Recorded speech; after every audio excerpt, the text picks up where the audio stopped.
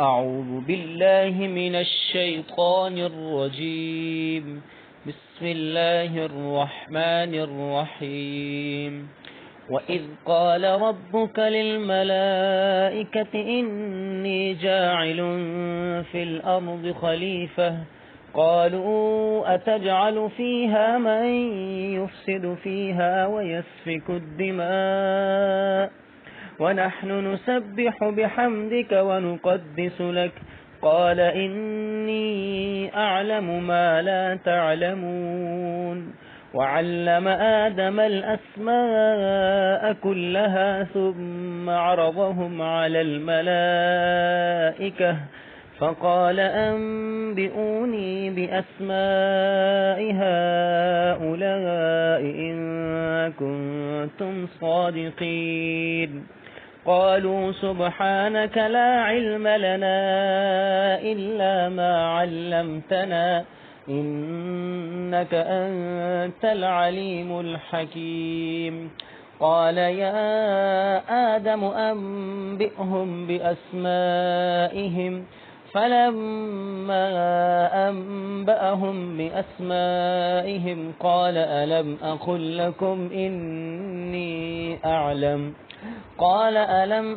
لكم إني أعلم غيب السماوات والأرض وأعلم ما تبدون وما كنتم تكتمون. وإذ قلنا للملائكة اسجدوا لآدم فسجدوا إلا إبليس أبى واستكبر وكان من الكافرين.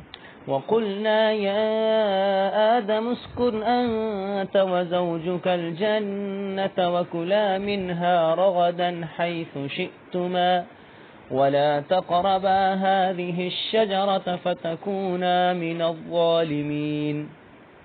فأزلهما الشيطان عنها فأخرجهما مما كانا فيه وقلنا اهبطوا بعضكم لبعض عدو ولكم في الأرض مستقر ومتاع إلى حين. فتلقى آدم من ربه كلمات فتاب عليه إنه هو التواب الرحيم.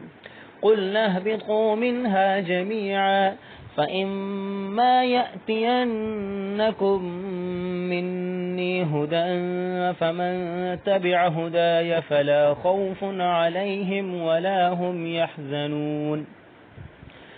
والذين كفروا وكذبوا بآياتنا أولئك أصحاب النار هم فيها خالدون.